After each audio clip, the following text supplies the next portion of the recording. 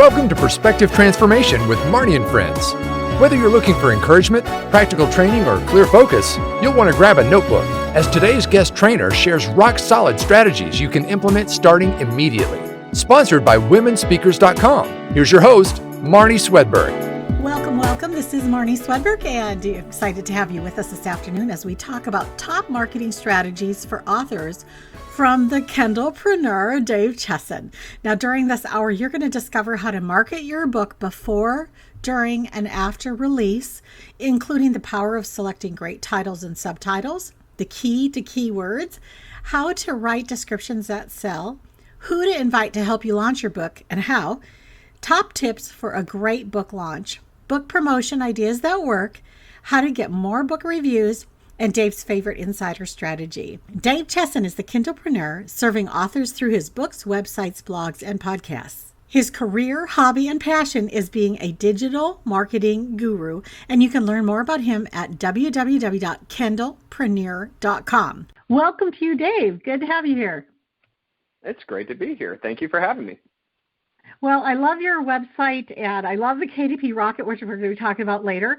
And I have learned a lot from you. I've been writing books since 1996. My first book came out with St. Martin's Press in New York City, and have written several books since then. But finding your website, finding your stuff was really really helpful. I mean, you have a lot of things, and your stuff is represented. It's put out in a way that's easy to search and to find exactly what you need right when you're needing it. So kudos to you. Oh, well, thank you. That really means a lot to hear. And I know you guys that are listening, so many of you are authors, are writing books, are thinking about whether you should and all that. And so that's why we're doing this program today on top marketing strategies for authors. And the first thing we want to talk about is the power of great titles and subtitles.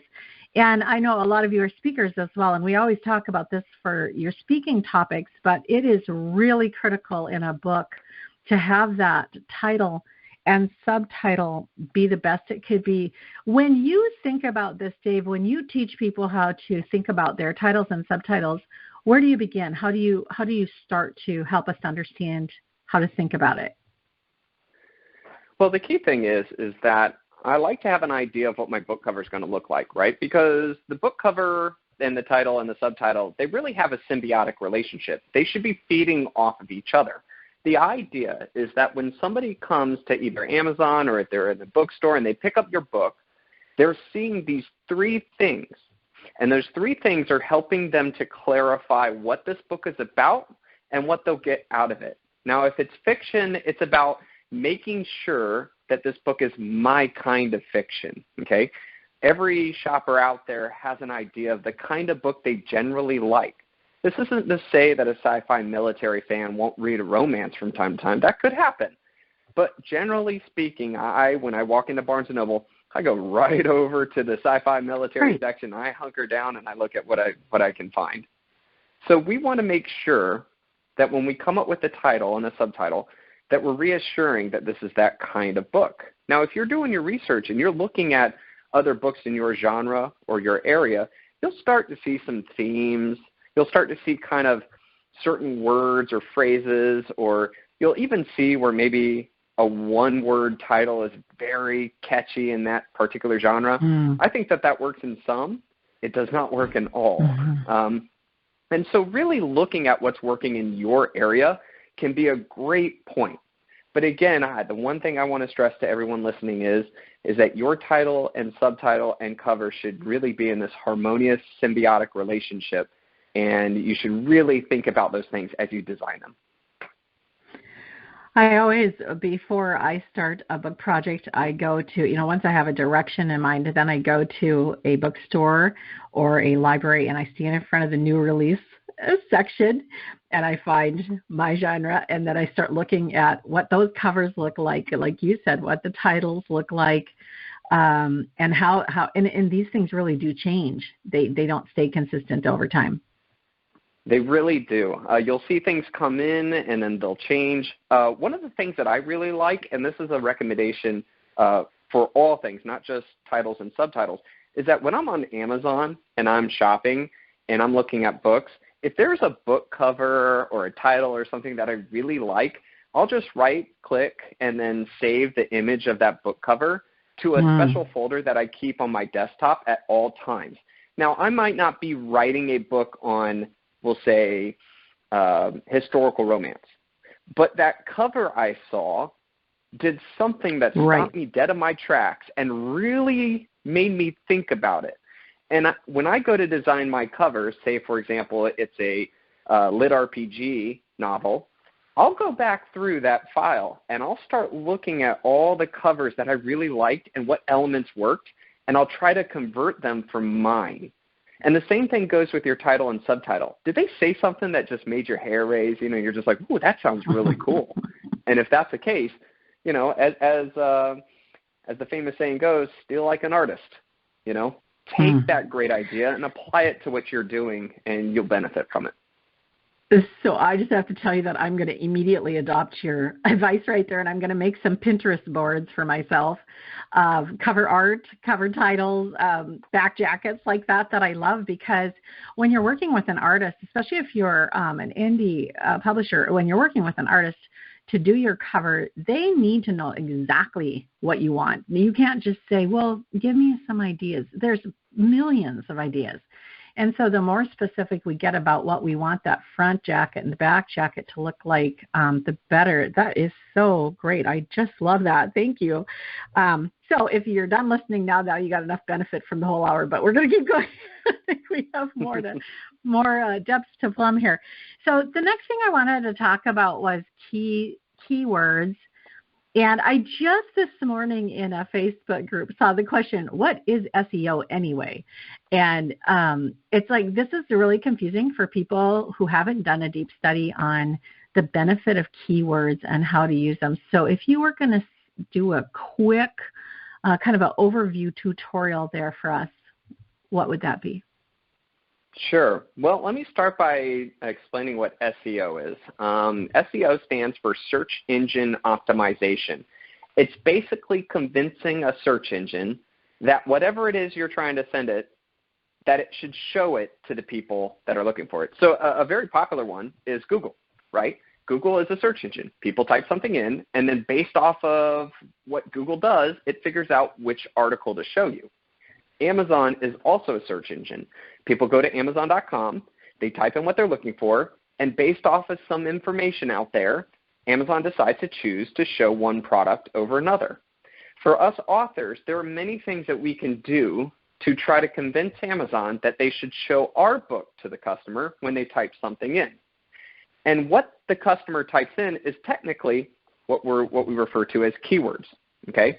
The customer is typing in their search phrase. We as authors need to know what these things are that people are typing in, understand that they're shopping and buying books of our kind, and then we can do things to convince Amazon that we should show up for that. And one of the biggest ways to do that is when you go to publish your book on Amazon, Amazon will ask you for 7 keyword phrases. Okay, there will be these 7 boxes that you need to fill in. And the words you put in there are your target keywords, the things you say, hey, Amazon, when somebody types this in, please show my book. And then Amazon will take that into consideration, and they'll make their decision. And that's how Amazon decides what book to show to what customer. And this is where I found your KDP Rocket, which really helps with that. Yeah, the biggest part for authors was the first step is you need to understand what keywords should you target. And to do that, you need to know what it is that people type into Amazon, how many people type that in, and also whether or not it's a super hard keyword, like you're going to be competing against Stephen King or something. And once you know these things, you can target the right keywords. And so we created that software, KDP Rocket, and we actually just changed the name to Publisher Rocket because now we're starting to work with Barnes & Noble and Kobo, and we're going to be adding their markets in there as well. So we don't want to be so, Amazon-centric in the name. A lot easier to talk with those companies when you're not Amazon-centric, right? So, but anyways, we designed the software to be able to give authors this understanding so they could know which phrases they should target for their book. Yeah, and it really does take the guesswork out of it. Instead of spending hours and hours searching around on Google and Google keywords trying to find this, this is a very targeted for authors program that you guys can check out again over at kindlepreneur.com. So once you identify these keywords, then the key is to put them into use. Obviously, they should already be being used in your book. If they're correct keywords, they will be words that people looking for your book would be using. And so they probably be in your book substantially already. But in your description, it's really important that those keywords show up again there. Yeah, when it comes to convincing Amazon that your book should show up for a keyword, it's not just the 7 Kindle keywords. We call them 7 Kindle keywords. But also Amazon uses the words that are in your title and subtitle to figure it out. They also use the words in your book description. I'd say the title and the subtitle is one of the most important areas. And this is because when somebody is shopping on Amazon, a lot of times they'll just type in a title they know. So, of course, Amazon's going to show that book more so than a book that doesn't have that as a title. Now, that piece of information right there is not to say and tell every artist out there that they need to now just make titles that reflect the keywords they choose. No, when it comes to writing and publishing book, it's where science meets art, and you have to make that judgment call. So I'm not trying to tell authors out there you have to put keywords in there. Just know that it helps. However, though, if you're writing like a nonfiction book, understanding what your target market is searching for can be an amazing way to understand and create a good title. Imagine I'm somebody who's dealing with acute, sharp lower back pain. And if you, as the author, know that people constantly call it acute, sharp lower back pain and not just back pain or backache, that title will speak to that market that much more because you're using the exact words they're describing their pain with. Okay, so you can sometimes use the research and understanding what your market is typing in Amazon to help create a better title or subtitle, and also to be able to use the best words. When you're trying to convince somebody to buy something, one of the cardinal, or best things you can do is to use the words that they would use. It's kind of like those infomercials, right? They'll say something like, "Do you experience chronic back pain? Feel like getting up in the morning is the hardest part of the day? Well, let me tell you." Well, believe me, they didn't just come up with that. They didn't just sit back and say to themselves, I wonder what would be good. They did their market research, and they found that those are the words people use to describe dealing with back pain. So, again, you can use keywords to help you better understand your market. It can also be something to help you write a better title and subtitle. And at the same time, when you're trying to convince somebody to buy your book, the book description and using the words again also helps. And at the same time, this helps Amazon, too, to figure out why they should put your book there instead of somebody else's.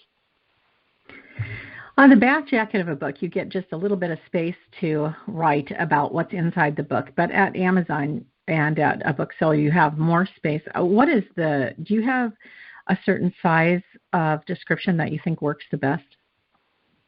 Yeah, it's a bit different between nonfiction and fiction. But generally, I feel like there's a big difference between the back book blurb and your book description on Amazon, and here's why. In Amazon, we're on the internet, right? And I have found that when we're shopping on the internet, we're so much quicker to hit the back button and go and look for something else. I almost call us kind of like a scanning society, right? Say you're looking for an article and you click on it. Most of the time, people will scan the article and just verify, is this the right kind of article I want? Is this going to cover the information I want? And if it doesn't, they'll just quickly click back. They won't just sit down and read it. We also find this on Amazon.com where we'll see this, that's a good-looking book. We'll click on it, and then we'll look at the book description, and we'll just kind of scan it. Now, here's some of the things that really come into play. First off, if you're writing a book description, do not make it a giant block of text.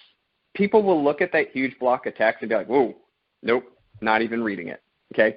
And they'll hit back. It could be the best written book description ever, but they'll be intimidated by the huge amount of text that you put there. So that's one thing you should absolutely consider. Now, if you're writing nonfiction, a huge thing that you should consider, and I highly recommend it, is doing bullet points. at some point. So you have your introduction to the book description, talking about what this book does for people, how it will change, what they'll learn, etc. And then a big thing is to list the benefits, so that way the scanning, market will check out your book description. They'll see things. They'll process the bullet points, and they'll look at those, and then they'll be more engaged than if it was just a giant block of text. With regards to a fiction book, I think one of the biggest and most important things a fiction author can do for their book description is to have what we call the hook. The first sentence of your book description is the most important. It's important because, as you'll see on Amazon.com, you only get to see the first sentence or two, and you have to click to see more. Amazon doesn't just naturally show the book description. Sometimes they do and sometimes they don't. They sometimes do this A/B testing. But for us authors, we want to hook that potential reader right from the get-go and get them digging in and reading the rest of our book description. Most people will not just buy a book without reading the book description, so we want to hook them. So when I tell authors, if you're working on your book description, I almost spend 80% of my total time on that first sentence and 20% on the rest of the book description. That's how important it is. So for you guys, one thing I say is that when you're putting together that hook, let it be a mic drop moment. Don't say something to the lines of like, Natalie is looking for love again. No. Okay. How about something like, Natalie is looking for love again after her 21st divorce, ... Right? I mean, it's like, whoa, wait, what? She's been married 21 times? Hold on. Let me get into that. Like, how? What happened there? See, that is a hook. And, again, I'm just spitballing there, and that's not my kind of genre. But when you start to look at the book descriptions, you're going to see that first sentence, especially the masterful ones, they'll catch you. You'll just be like, oh, man, I need to read the rest of this. I need to figure out what that meant. Like, how did she have 21 divorces already? And then maybe the next line is, and she's only 23. Wait, what? So the biggest thing here for us is that we really need to write that hook. And believe me, that one sentence could change your conversion rate, the amount of people that decide to buy your book. So give it the time it needs. That is awesome. 80% of your time on the first sentence when you're working on your description. I love that. And to remember to use the bullet points of benefits instead of features, use benefits, what they can get from this instead of just what's in it. And do a whole training on that separately. Okay, so now we get to the point where we're thinking about the book launch portion of things. And first of all, maybe what is your own practice when you are launching a book? What do you do? Sure. Well, so I'm not a pre-order fan. You can set your book for pre-order and people can buy it. I 90% of the time do not recommend that for authors. The reason for this is that some people say, oh, wow, I see all these big names doing it. I should do it too. But what that does is it actually makes your launch that much longer and harder. You have to keep up launch momentum, and I'll talk about this in a second, in the pre-launch as well as the post-launch, or else your book will really fall flat in Amazon's eye. But I don't really see too many benefits.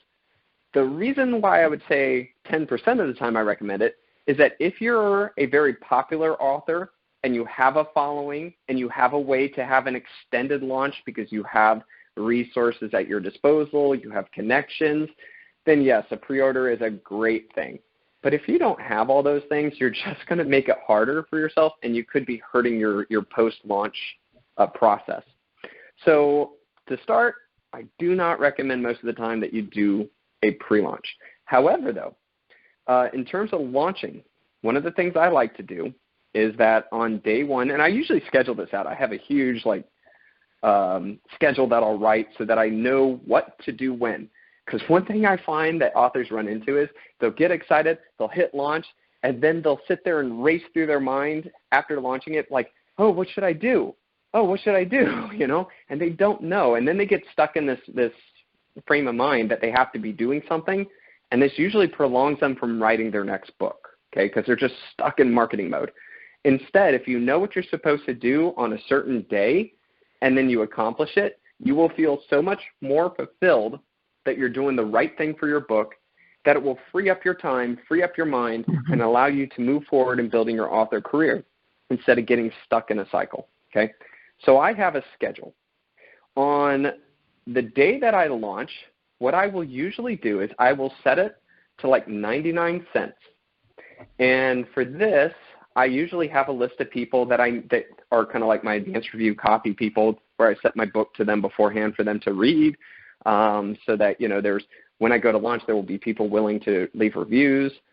I will set it at 99 cents and not tell everybody yet, except for my art team. And I'll do this because some of my art team will decide, well, it's 99 cents and just purchase it. And then they'll leave the review. This is important because if somebody buys it on Amazon and then leaves a review, it's called a verified review. And verified reviews are a lot more powerful in Amazon's eyes for many reasons. So I'll do this, and this will generate some sales and more verified reviews.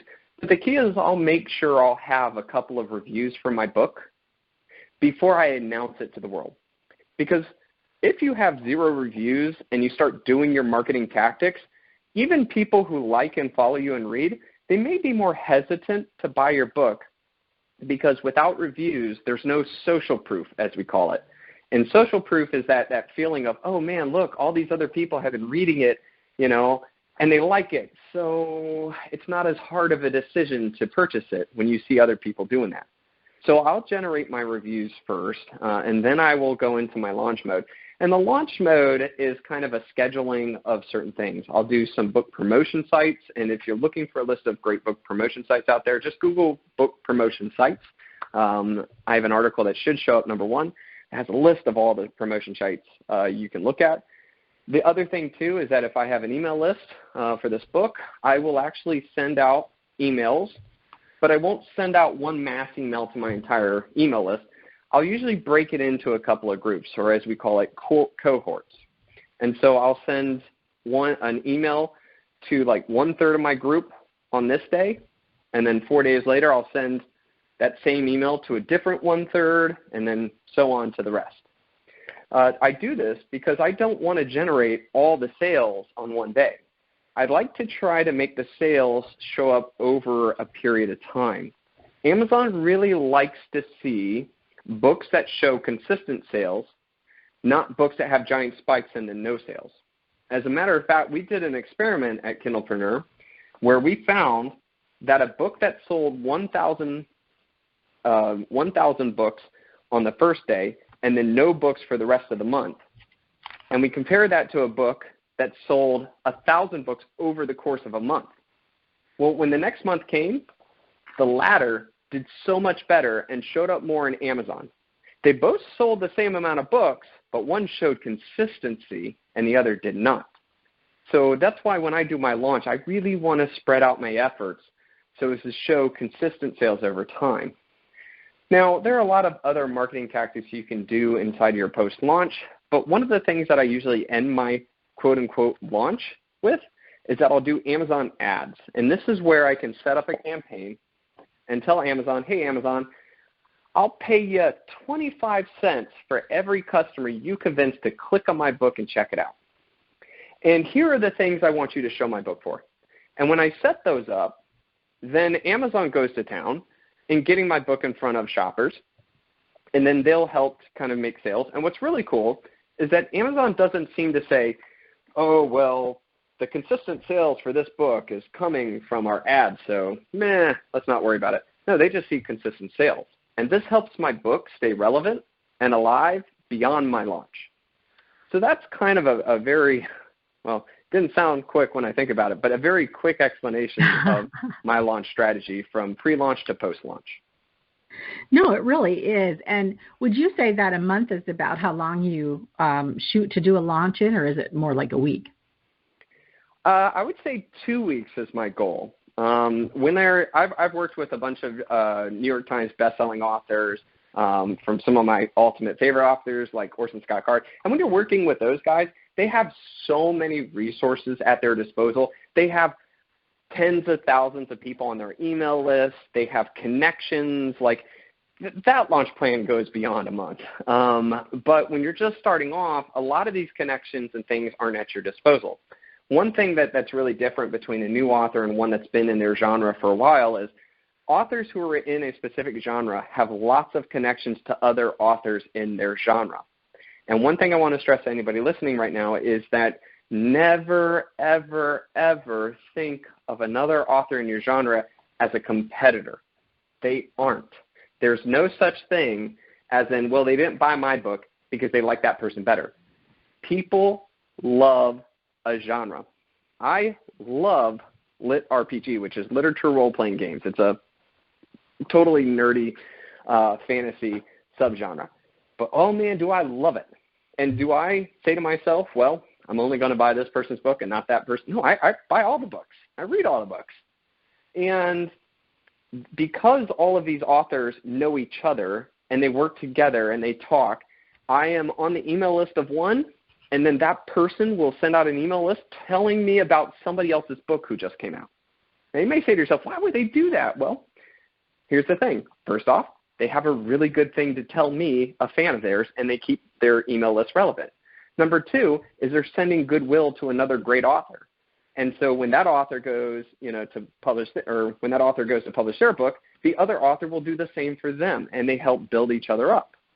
And then third is, let's face it, authors can't write a new book a week, and I'm crushing a book a week.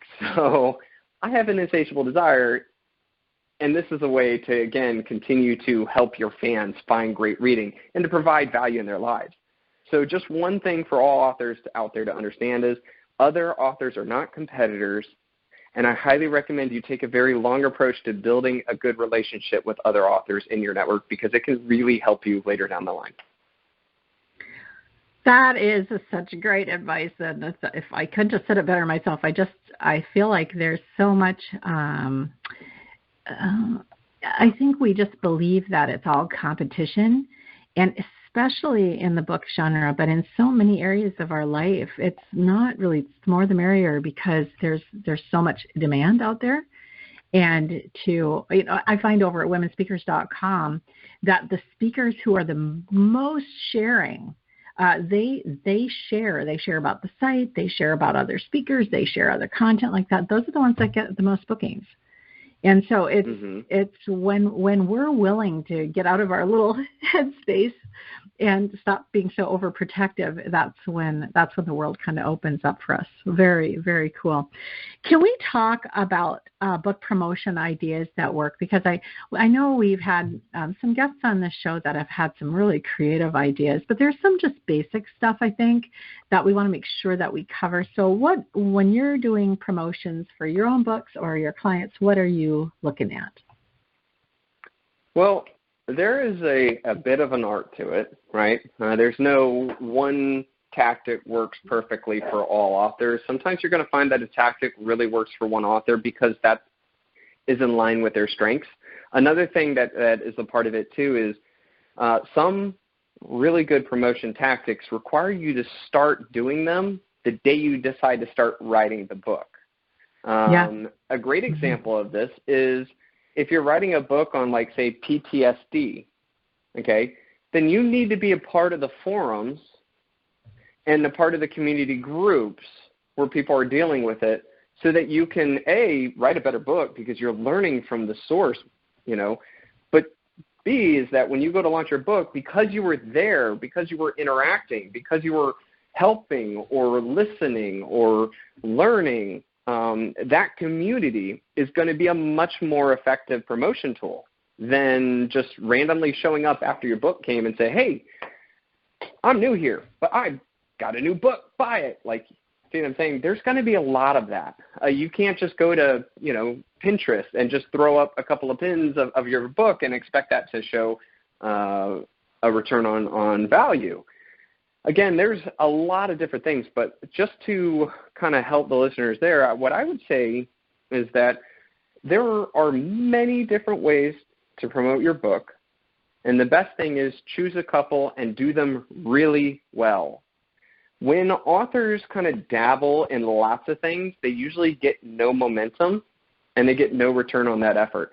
They could be sitting there spinning their wheels, working really hard, but ultimately they're just dabbling in 20-plus different things, and that won't move the needle.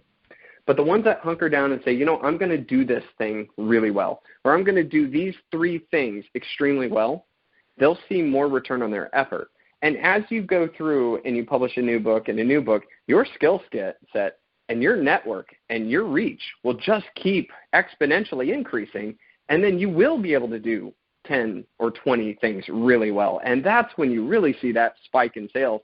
And again, that comes with, you know, knowledge plus experience, and ultimately you gain intuition. So that's kind of my best way to answer that. I think it really comes down to that author and their choice, but make a choice to do something really well. So if you had to say what your favorite ones are today, what would they be? Well, if we are looking at nonfiction, I think being a part of the communities is extremely important.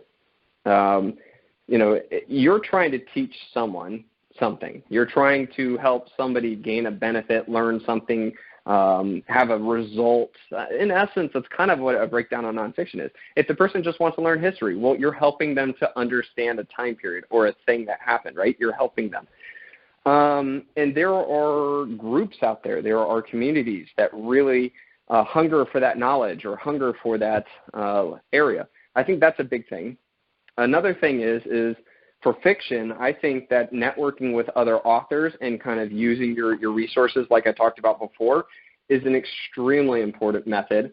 That just takes a long time because you can't just say, hey, we're friends. Hey, by the way, you don't know me, never read my book, but would you mind sending to your email list about me? Like, no, that's not how it works. You're going to have to do it a lot better than that. One thing that I really do love, as I talked about, is Amazon ads. I think that is an incredibly important thing for an author to learn and understand. I like to call it a skill. But when you have the ability to convince Amazon to work for you, to put your book in front of their shoppers, I don't think there's a better marketing tactic out there. The thing is that what authors will do is they'll throw a couple of keywords, you know, up on there. They'll do a little bit, and they'll post it, and then all of a sudden they won't see results that they like, and they'll be like, oh, this doesn't work. I'm here to tell you is that there's no better marketing tactic than advertising on the platform they currently are on, ready to shop on, okay? A lot of people do Facebook ads. I think Facebook ads is phenomenal where you can really get down to the nitty-gritty and advertise your book to a specific demographic. It's really awesome in that respect. But when it comes to, like, Facebook ads, you have to not only convince somebody to buy your book, you have to convince them to leave Facebook, you know, and the cat memes and the really cool pictures of what people are eating or the political diatribe that some people put up there, whatever, but you have to convince them to leave Facebook, go to another platform, aka Amazon, and then not only decide to buy your book, but actually to decide to buy a book right now. That's really hard. You know, that's way too many steps. On Amazon, when you're advertising, you're just convincing somebody who's already there, who already has decided they want to buy a book. They just need to decide which book they want to buy. I think that's a lot easier. So I would definitely say whether you're fiction or nonfiction, definitely consider Amazon ads, but treat it like a skill. Really dig in and, you know, learn as you go. But it will be a skill that will carry with you for every book you ever write, and it will make the next book and the next book that much easier to make a success because your skill in that area will increase with it. And for anybody who's looking at learning Amazon ads, I actually have a free course. It's absolutely free. And you can find that by going to amscourse.com. It's a full video course. You get to look over my shoulder as I build Amazon campaigns and explain the best tactics to use.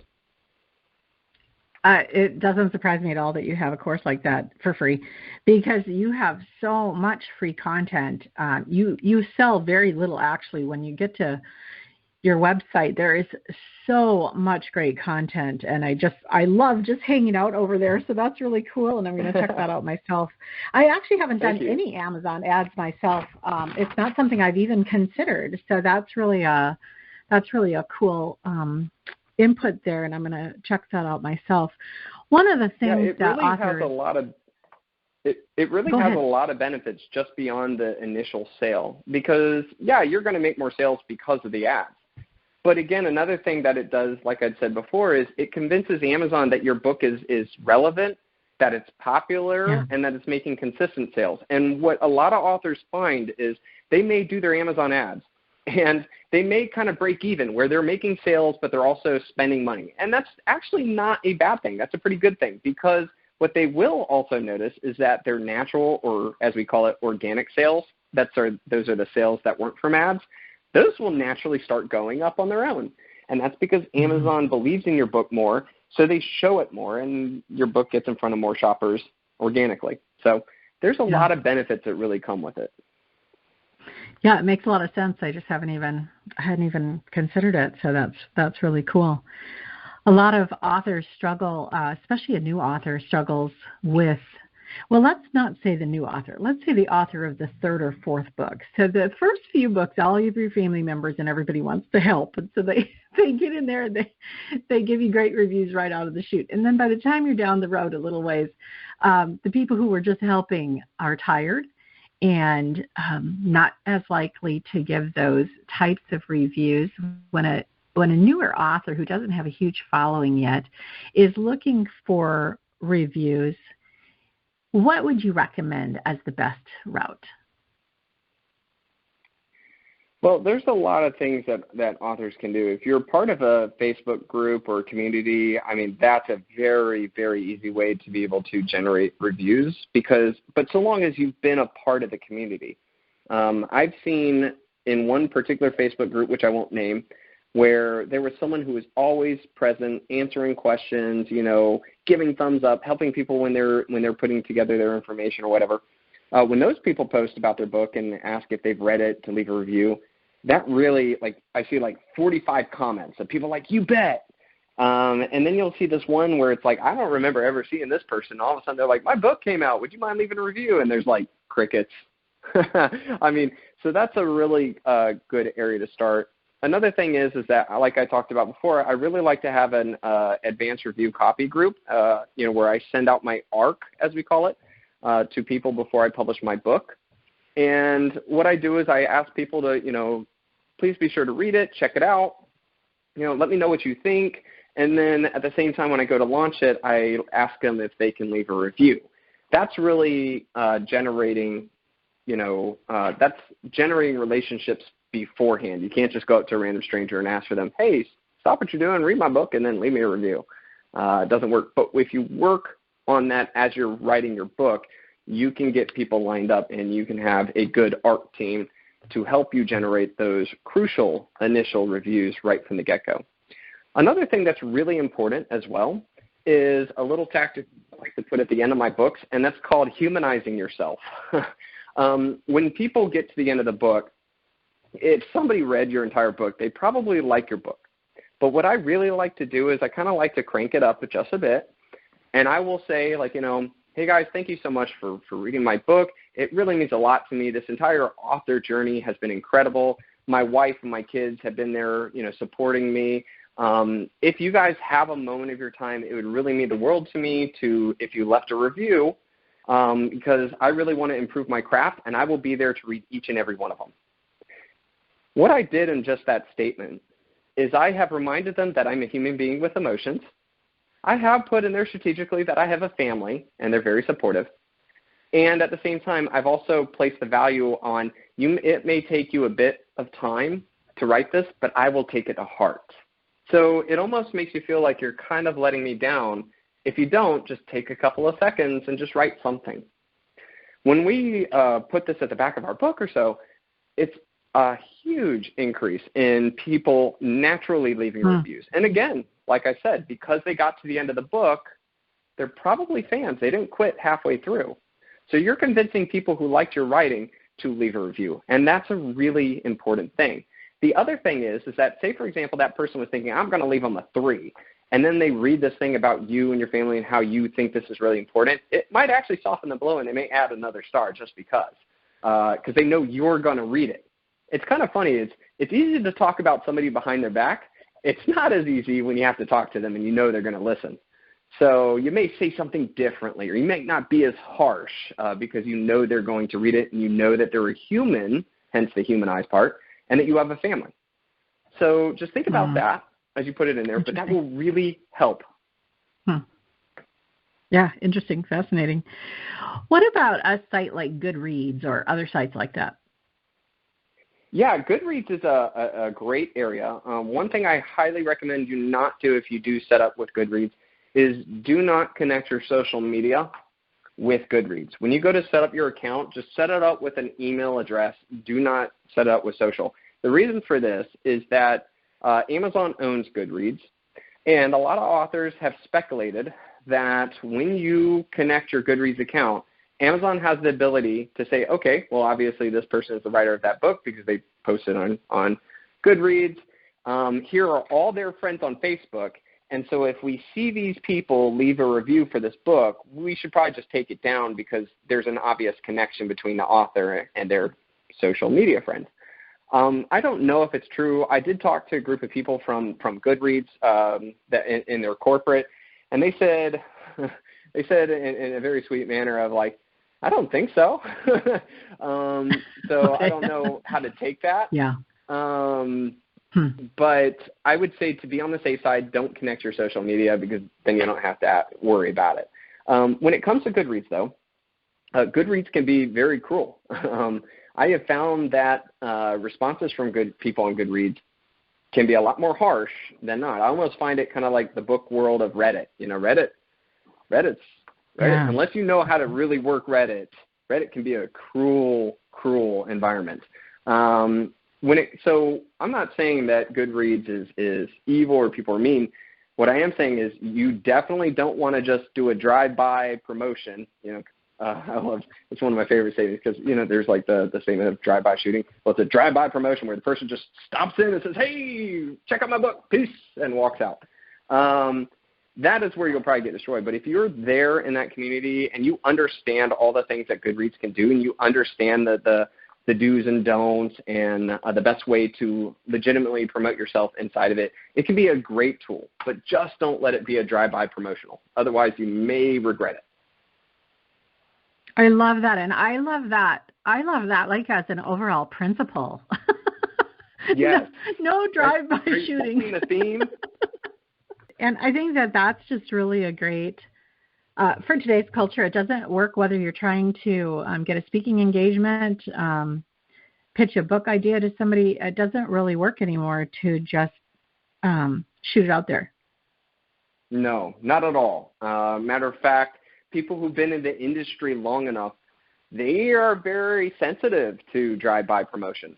They know, they can smell when the person's not being genuine, when the person is just trying to they're not trying to build a relationship, they're just trying to use a relationship. And so I think it's really important that you use that principle. I also talked about, too, like, don't do 20 promotionals. Try to do just 1, 2, or 3 really well. You'll find that if you try to do drive-by promotionals on 20 different things, you'll wear yourself out. You'll also not feel really good about what you're doing. And at the same time, you won't see results, and you'll just be like, wow, this stinks. I am spinning my wheels. I am ridiculously tired. I'm not getting to my writing, and yet I'm not seeing success. And usually it's because they're doing way too many things and they're not doing them well enough. Yeah, right. Yeah, I do a training, a marketing personality training to help identify where is your sweet spot instead of being a shotgun all over the place. It's really so important to focus, to narrow down and focus it in. So what is your favorite insider strategy for Kindle or ebook authors? Well, that's a really tough question because there's so many parts to it. When it comes to marketing, if you don't have your cover and your title and subtitle and book description done right, it doesn't matter how great your marketing tactics are, you will fail. I have seen people who had a book cover that looked like clip art, that they put it together on Word document. And that book may be the greatest book ever. It may be phenomenal, the next Harry Potter. But no matter how great the promotions are, nobody will ever choose to buy it. So if I were to say, What's the biggest thing? I would say the biggest thing is getting your cover down. You will find that you'll see more fruition from all your marketing efforts so long as you have a cover that helps you. If your cover isn't that great, all of your efforts will have less results. It doesn't matter how good you are in your efforts. It doesn't matter how awesome you were in that group. You're going to have less results than if you had a cover that's phenomenal, that really catches. A great example of this is one I was working with an author today, actually. I don't have permission to use their name, so I can't, nor the name of the book, but I can describe the cover. This person was writing in suspense and mystery novel, right? And on the cover, they had this really awesome image of kind of an ominous woods, right? There's shadow, there's light coming in, and it looks very suspenseful and scary. But this book was actually about a mass murderer who lived in the woods, and that this person was kind of like, shall we say, hunting down people in this town. And so the people in this town were just disappearing, and they kept trying to go in the woods to find it. But here's the thing. That's a cool imagery, right? Just the woods. But then I said, hey, here's the thing. You're writing in suspense and mystery, and this is about murder. Imagine now if we were to put the image of a dark figure where the light is shining in the woods and the dark figure is holding a knife. Tell me that doesn't fit more to your readership and feel, that much more. And so the person was like, yeah, absolutely. So they then put an image, but it was so obvious that the person just copied and pasted some image that didn't belong in there. Right. Right. The texture, the lighting wasn't right. And I was like, whoa. No. That will be obvious that this is an unprofessional book because I can see an unprofessional image on it. This will kill it. So now this person is going and finding a great Photoshop specialist to find the right kind of image to fit so it doesn't look like somebody just copied and pasted. But when this comes out, though, in just talking in that group, with a bunch of mystery, suspense, he immediately saw how much better that cover would be because they could just envision it, and it did fit. That person, all of their marketing efforts will be that much better because the cover is that good. There have been books that I have bought solely because the cover was that good, and I hate to say it, but let's face it, people judge a book by its cover. Not to destroy the old adage, but for the real purpose of books, they do. And when I'm shopping on Amazon, I'm looking at the cover, and I need to see something professional. I need to see something that fits. And when I see those things, I'll be more ready to buy than if I'm like, well, that doesn't look right. Or, is this horror? Or is this a mystery? Or is this a romance? I can't tell. You got to get that cover down. It reminds me of when I'm working with new speakers at womenspeakers.com, we work on that headshot image because that's the only thing a planner sees, just the name and the headshot image. And then they decide if they can envision that picture on their poster. Because it doesn't matter if you're, a model or anything like that, but if you're standing in front of an open garage door, it just doesn't look professional. It looks like you didn't do your job. And I know when I hosted the Bible Study Expo for 10 years. And over that period of time, there were a couple authors that submitted books that I had to turn down purely on the basis that I couldn't put that cover on the promo for the expo without taking everybody else's professionalism down.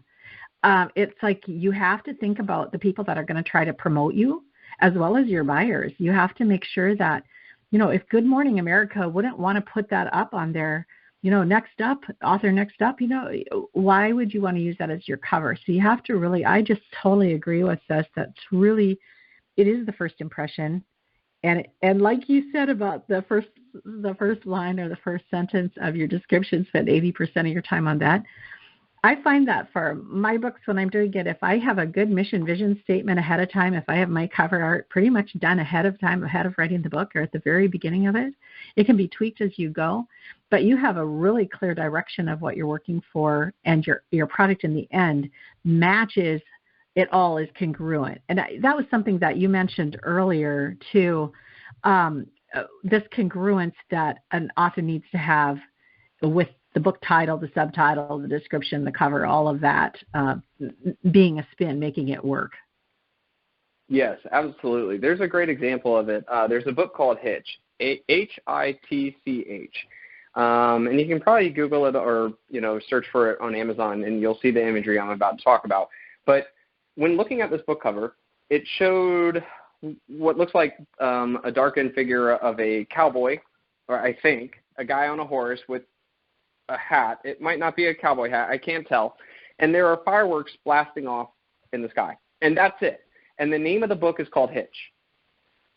Now, in my describing of what I think I see, I might have led you to believe this is maybe a Western. But even still, even with me telling you what I think it looked like, it might not be about that. As a matter of fact, maybe this is a romance. Maybe this is not a cowboy. Maybe it's Civil War, and the guy standing, sitting on the horse, and those aren't fireworks. Those are ramparts, blasting in the air. The point is that I've got nothing to go off of. I see one word title, Hitch. I see a cover that could be a lot of things. I don't even know what genre it's in. Tell me, if you potentially are a fan of, some genre, and you see that cover, are you going to click on it and investigate and look into it? No, because you have no idea what it's about.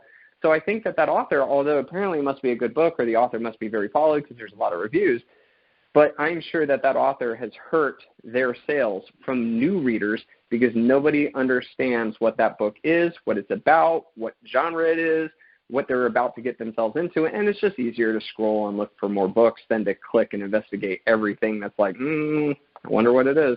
You never know. No, absolutely. Absolutely. And I know, the one thing I always encourage you is just to shop for your own book as if you were somebody else.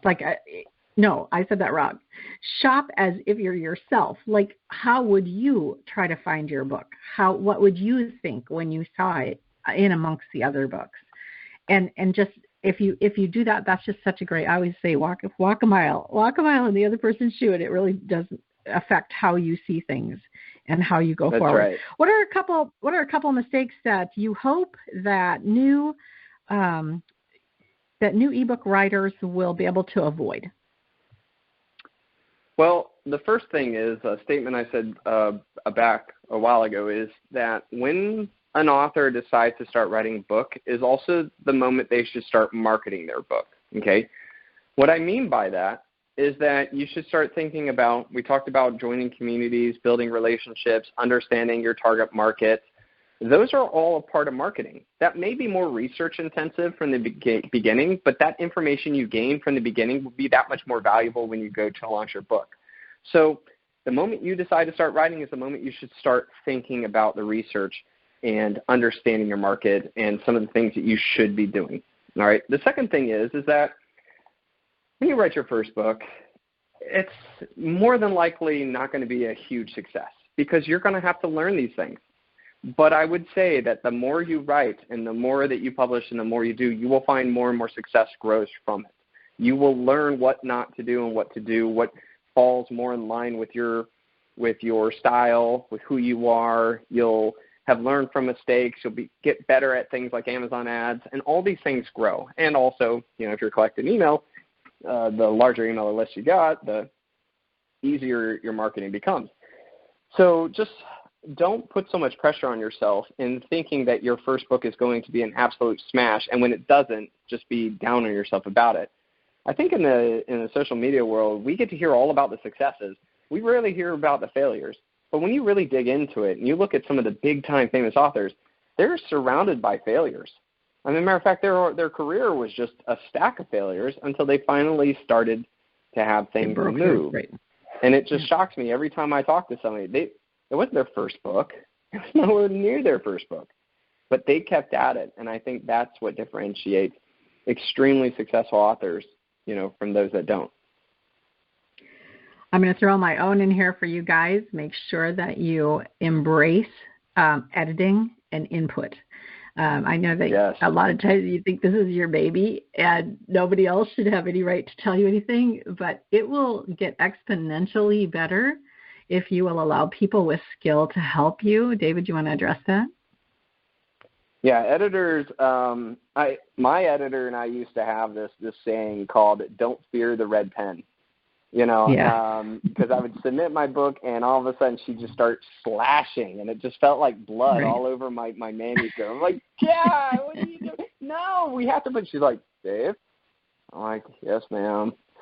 And I think one thing that really comes into play is making sure that when you find your editor, you find somebody who you I would say respect, and that you understand. I think that makes the team aspect of the writer-editor thing work better.